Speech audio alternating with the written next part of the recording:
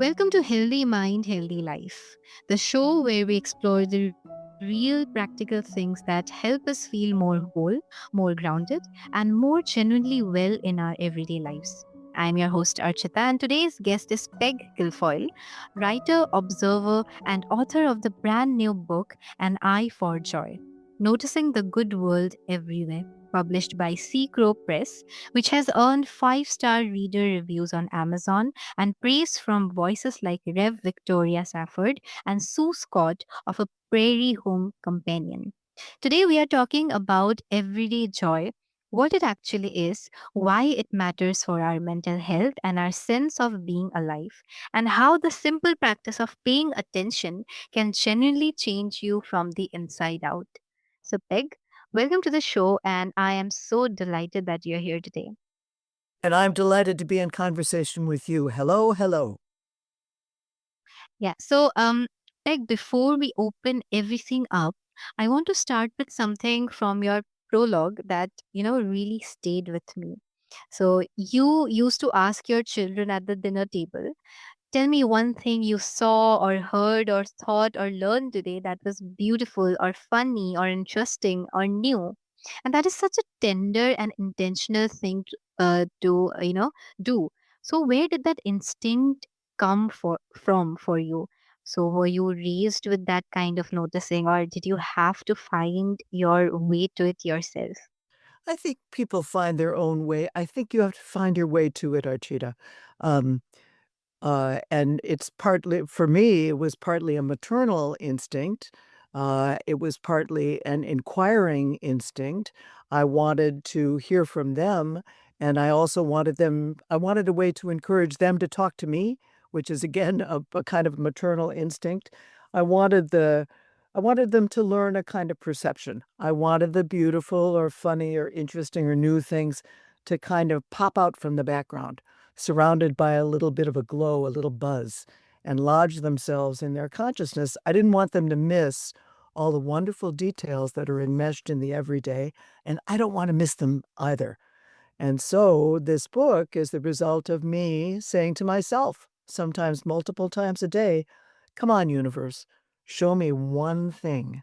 And the more that I ask, the more it shows me joy and surprise and wonder and the complexity, everyday beauty, and faith in humanity in all its wild, wild diversity. It's a kind of a habit of, as I say in the subtitle for the book, noticing the good world every day, everywhere. Beautiful. I think that is a beautiful practice. And I wish more and more people, parents especially, I wish they would start doing this because, especially nowadays at the dinner table, mostly everyone is on their phones or, just not really paying attention. But these kind of questions, I think it also helps people connect with each other more, connect with their environment more. So I think that's a beautiful practice. And this is something that we all can learn from. So I'm glad that you started with this, and I think this really sets the tone for this conversation. That also Mhm. May I tell you a quick story for a follow-up yes, story to that? yes. So my daughter, who is now grown and in her grown-up life, has carried over this makes me very happy, has carried over this practice into her professional life. So at the beginning of her workday, every workday, she gathers her staff and says, "Tell me one good thing from yesterday." So it's a way of moving through the world that just reminds you to notice the good things. The world is so overwhelming, Archita. It comes at us in a huge flood, and it's kind of an act of will, and an act of habit, I would say, to remember to notice the good things and to lift them out of the background. I am so glad to hear that because, mostly nowadays people have stopped asking questions, and in return, people have stopped sharing things with others. But these kind of practices, if they are actually maintained over time, I Mhm. think that it can help us, a lot in the long run. So I'm really glad to hear that. And now, this also brings me to another topic, Peg. The word joy, it gets used a lot in wellness conversations, and I think it can start to feel like one more thing we are supposed to be feeling but aren't quite managing.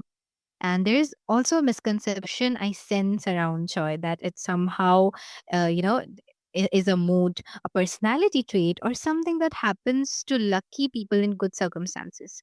But I'm curious, Peg.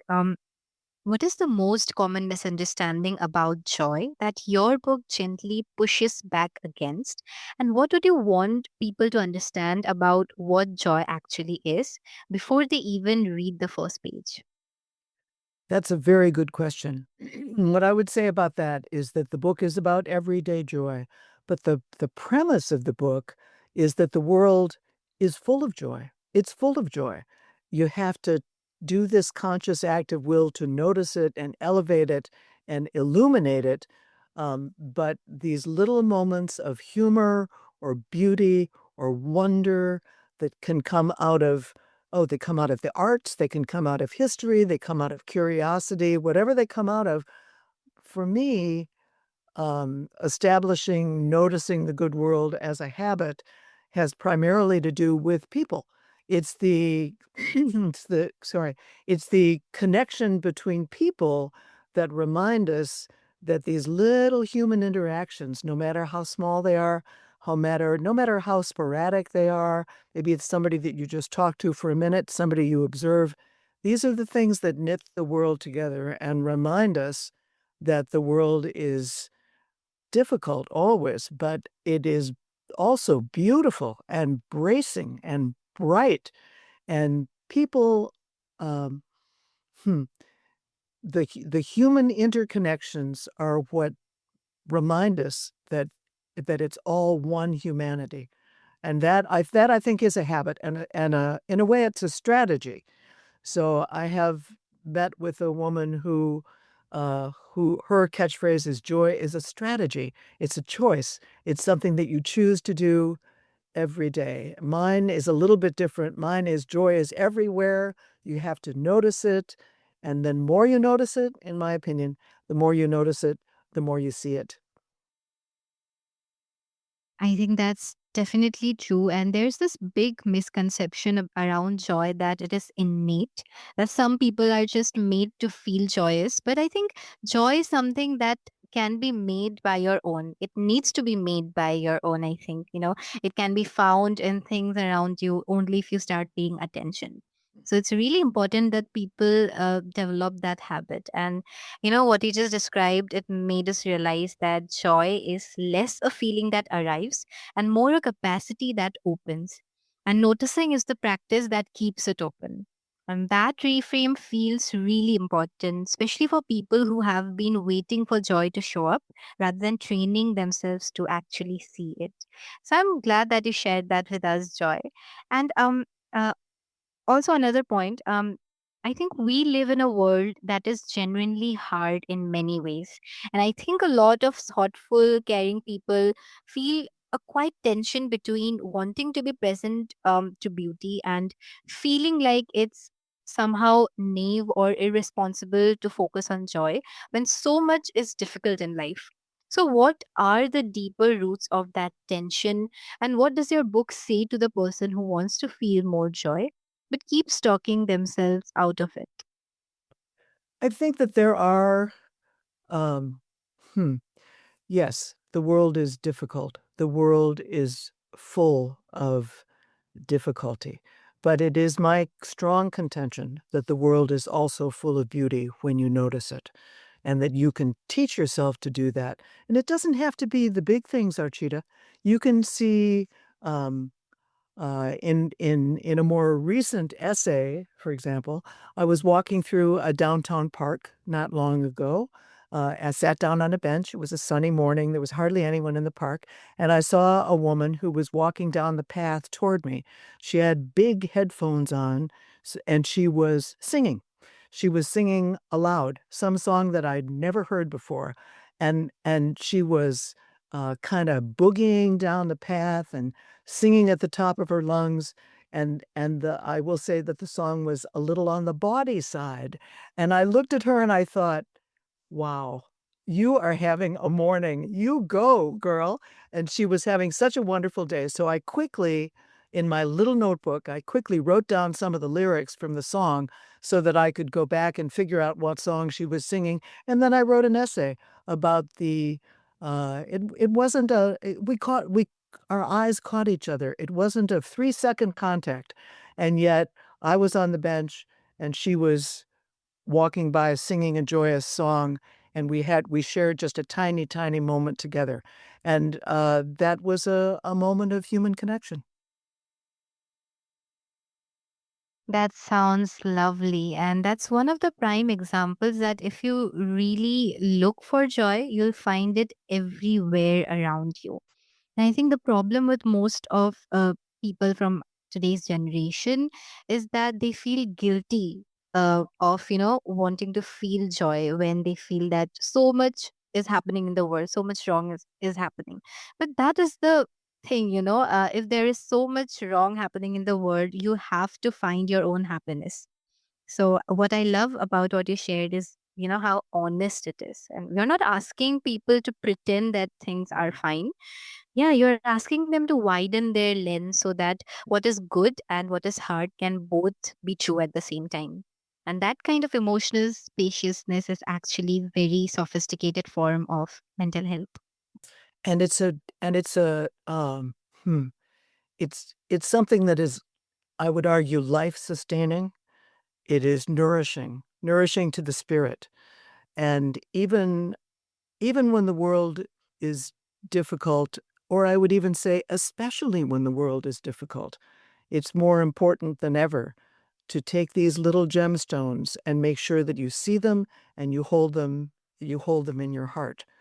And there are ways, I think, to lift your lift your eyes a little bit toward joy. They're not very complicated. I think that one of the good ways to do it is that you find other people who are joyous. Joyous by nature or joyous by habit or joyous by inclination, and choose those people to spend a little bit of time with. It rubs off. Find people who are enthusiastic really about anything. Doesn't really matter what their passion is. It's the enthusiasm itself that rubs off on people. What I find is that looking for the backstory really works for me. If I see something interesting in the world, I'm an essayist, and if I walk through the world and if I see something, I think, "Huh, that's interesting. I think I'll think about that and then write about it."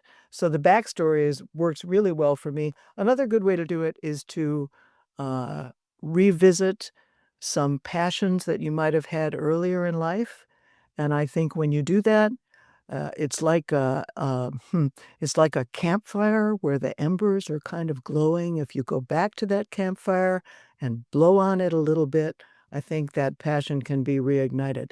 And there's all another good way to do it always is to become a trusted friend of a small child, age 3, age 4, a child who's seeing everything in the world for the first time. Everything is brand new. And if they trust you, then you can see right through their eyes into that same, um, appreciation for the splendors, and I mean that, the splendors of this sometimes hard world. I love those practical ways of actually finding joy, honestly, because I think there needs to be a balance between good and bad. And mostly people nowadays are focusing on the bad. So it's really important to come up with ways and finding the good around you. I loved the way you suggested being friends with a child. It's so important because the way they look at life is very different from the way we do, just like you explained. So I love that, honestly. And that brings me to your book. So, Peg, your book is, full of small, specific human stories. A public sculpture, a lemonade stand, a raucous wedding, and I think that specificity is part of what makes it work. So, what does a life attuned to noticing actually look like on an ordinary day, from your perspective? Not a special occasion, not a retreat, but a regular Tuesday with all its demands and distractions. So, how does someone begin to build that quality of attention into a life that is already so full? You're right. Life is very full, and my life is no different than anybody else's life in that way. I have to work to find my writing time. I have to uh, make sure that my own vision, is adjusted so that I see things that are beautiful in the day, and that I choose not to rush by them. So my way of doing that is seeing things and then writing about them and then distributing that writing to other people. And I'm so happy that this book has found so many readers, and the readers write to me and tell me what they like about it, and they tell me their own stories about small joys that they have found, and that has created a kind of a community is an overused word, but it's a kind of a cohort of people who are similarly minded. And people write to me all the time. Oh, I read one little essay in the morning every day. Oh, I like the fact that they're small. I can read one every night. But it creates I think it creates a way of seeing. And yeah, that's the way that this writer works it. In the middle of my life, which is like yours, very complicated and very busy. Um, but I've made it a priority to look every day for joy. And Archita, there's so much beauty and beauty and wonder in the world, and so much humor. The humor is a very funny place. And even in these hard times, and they are hard times, it's nourishing to the soul, it's sustaining to the soul to remember the good stuff. Definitely. I think you couldn't have put it in a better way, Peg. And I truly believe that the key to noticing things around you is curiosity. I think that life has so many stories. Everything has a story. And when you're curious enough, you want to know those things. And that's what makes you more attentive. And that's how you find joy. That is such a hopeful and genuinely exciting idea. The one you shared, that this is not a discipline you have to maintain through willpower, but something that becomes its own reward and momentum. It's almost like joy teaches you how to find more of it just by following it. And that is a wonderful perspective. And Peg, I think everything that you have shared today, it is going to be of great help to a lot of people who are seeking to find joy but don't know how to start. And your book is going to be the perfect start to that. So, lastly, before we close, I want to start. I want to ask you, for someone listening right now who feels like they have genuinely lost their access to joy, not dramatically but slowly, the way color fades. Someone who cannot quite remember the last time something small made them stop and smile. What would you want them to hear from you today? Hmm. I recognize that state of being. It's a state of being that I think everyone goes through at some time in their life. But I think I think a message about that is that that is not the only state of being, and it's not a permanent state of being. It's a moment like the million moments that make up our lives, and there are other moments that are available, um, and can be found.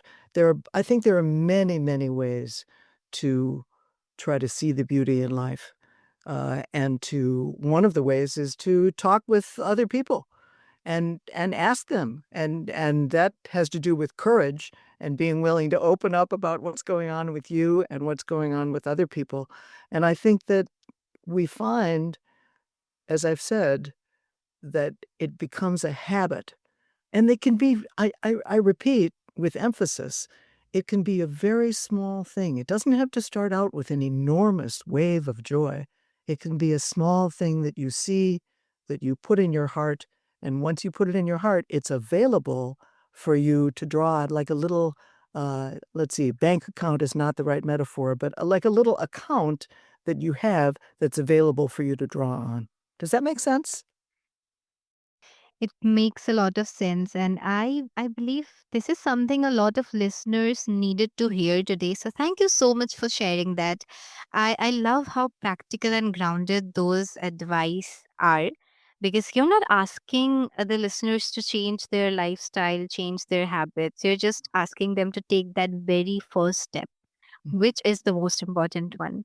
And what I am taking from this conversation today, Peg, is that joy is not waiting for life to get better. It is hiding in the life that you already have. And all it asks is that you turn toward it with a little more attention than yesterday. So, I think Joy, this that's has been exactly right. exactly. And Peg, this has been wonderful. So I think a lot of listeners will be more curious about your book now. So for everyone who wants to find your book, read your essay series, Motley Peg, or simply stay connected to your work, where is the best place for them to find you? I think the best place is on my website. You have to be able to spell Guilfoyle. It's pegguilfoyle.com. And there is information there about the book. The book is available online. It has all these wonderful reader reviews on Amazon and in independent bookstores. And I also put it through the website if you'd like me to sign one for you personally. But the other thing that's good about the website is that I write, huh, it takes a long time to bring out a book, and then there's a book. But the seeking of joy and the admiration of joy is an ongoing process. So I write a new essay every couple of weeks, and I put them up for free on my website. It's a subscriber situation that sounds a little more formal than it actually is. Go to the website, give me your email address, and I will send you every couple of weeks a little joyful moment direct into your inbox. So, and the essay series is called Motley Peg, and it's the reason I use the word motley is because it's about everything I see in the world. So pegguilfoyle.com. Wonderful. And listeners, everything Peg has mentioned will be right there in the show notes, including her book, the free essays, all of it. Just scroll down at it and it is waiting for you. So listeners can reach out to Peg whenever they want to. And that is where we close today's episode of Healthy Mind, Healthy Life. If something from this conversation lit something up in you, a small curiosity, a reminder to look a little more carefully at your own ordinary day, please carry it with you. And share this episode with someone in your life who could use a little more joy right now, which is probably everyone you know. I'm Archita.